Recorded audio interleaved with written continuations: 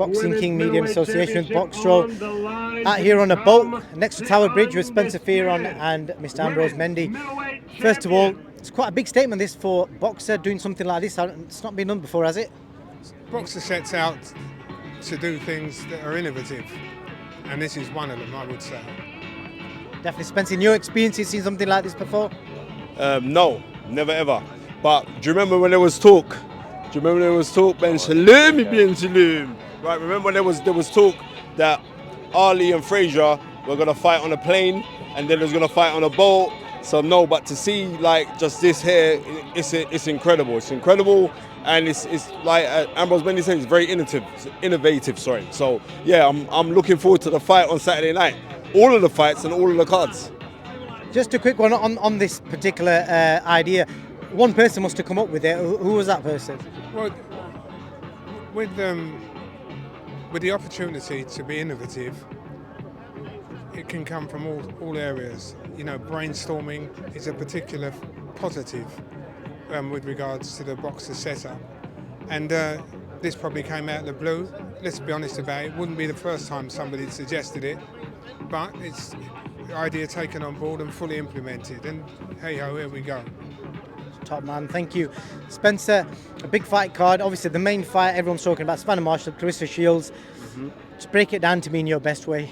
This is the closest equivalent to September 16th, 1981 in Caesar's Palace, Sugar Ray Leonard versus Tommy the Hitman Hearns. If you look at their styles, Savannah Marshall being so tall, of course it is, Savannah Marshall being so tall, being a devastating puncher, but also has equal boxing ability. She's got very, very good boxing ability. And like, even though we're saying like Tommy Hearns, but she does remind me of Carlos Monzon, who was world middleweight champion in the 70s, beat Nino Benvenuti in 1970. So kind of like her. And with Savannah Marshall, with Clarissa Shields being a two-time Olympic champion and being a golden girl, but she also stands up for her beliefs. So she's a golden girl, but in a different kind of aspect of being a golden girl. You know what I mean? She's championing her own cause, and like she's being champion of herself. This is a fascinating fight.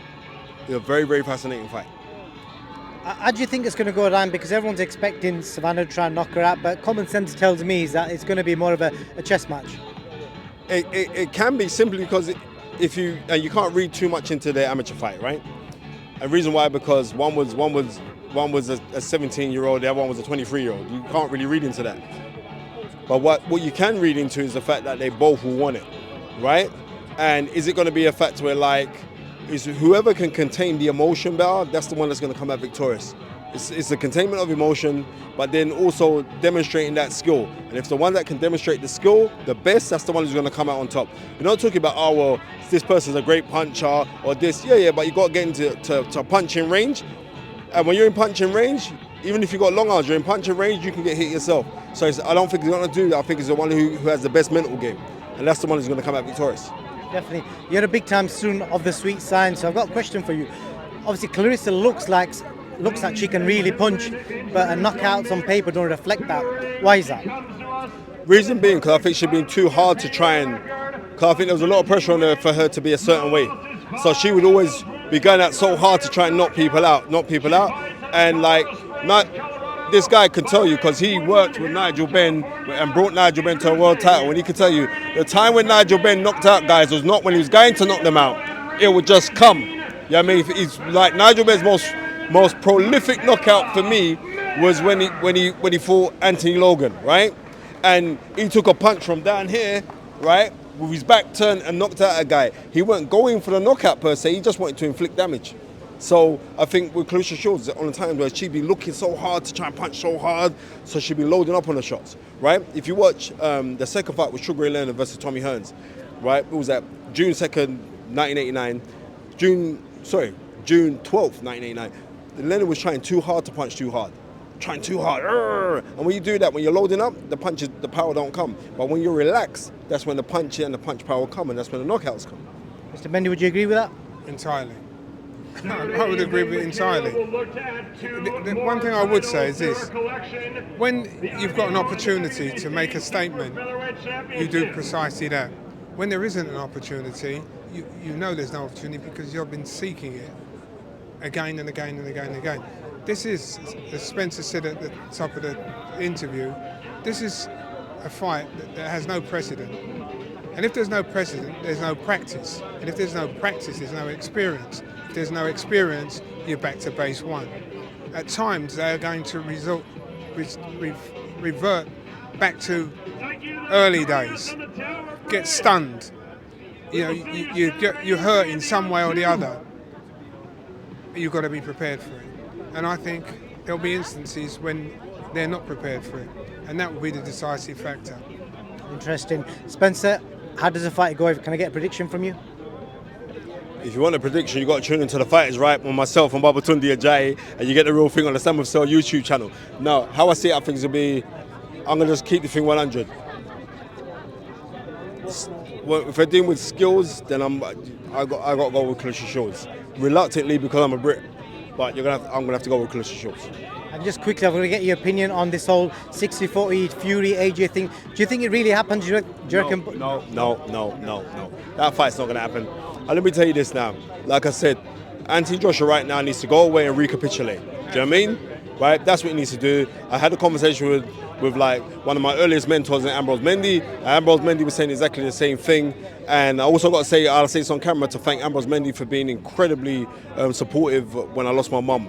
Like, it really, really helped. There's a couple people that helped me. So, you know what I mean? So, yeah. All right? Peace, two fingers. I'm out. Keep on doing what you're doing, because you're everywhere, even when you are standing still. You know what I mean? And you respect the game. You properly do respect the game. Lots of people are coming around with cameras now. They don't respect the game. They just think, oh, well, I'll just get some YouTube views to get some money a month time. No, you respect the game. So, peace, two fingers. I'm out. Before you go, I've got to ask you one more question, Spence. AJ said recently that he wants to do an old school fight, big names back to back. Will that not count? I know you said he shouldn't fight him. Well, him fighting Fury? Yeah, because he said he wants to fight big names back to back.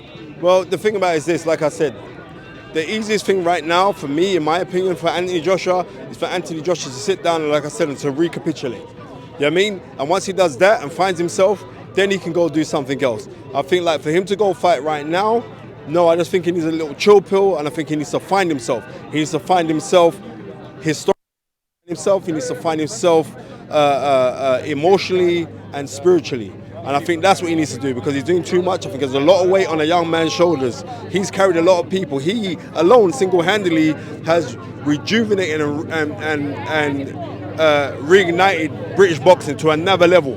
Right, he's done this. All of this that we're seeing right now has come off of the back of him 2012 Olympics when he won the gold medal. So I think he's got a lot of pressure on him. Right, so he's got a lot of pressure on him. So now let's sit down and see, like, if he can sit down and make the chess moves. You know what I mean? It won't do him no wrong for him to go pick up the phone. He hollers me already. He hollers me quite a few times. Right, but holler old guy, like, you know what I mean? Because with grey hairs come wisdom. So he's talk to Ambrose Mendy. Thank you. Appreciate it. All right, bro. You agree with Spencer? He shouldn't fight Tyson Fury, and I should be thinking about fighting next March, next April, not before. There's no need to. What for? What for? Were he to fight Tyson Fury, and I don't believe for a moment that fight's possible, were he to take that on board, what if he lost? You've got to look at the risk reward. What if he lost? It's a career mismanaged, misguided, and he knows it. Just counter-argument to that, because I said to Spencer earlier, AJ said recently that he wants to do it old school like they used to do it back in the day. Does that not exist anymore? With the greatest respect in the world to AJ doesn't know what old school is. He's never lived in old school for 5 minutes of his career. He's a true African warrior. He's a Brighton that we should all be extremely proud of. But come on, let's just be sensible, listen to wise sages, listen to them, and then try to implement your understanding into a fight sequence. But the number one immutable law of marketing is to be first in the mind. Think first, action second. There you go. Well, on that note, I really appreciate your words, Mr. Mendy, and Spencer, thank you for your time. Pleasure, thank you. Big up yourself, brother.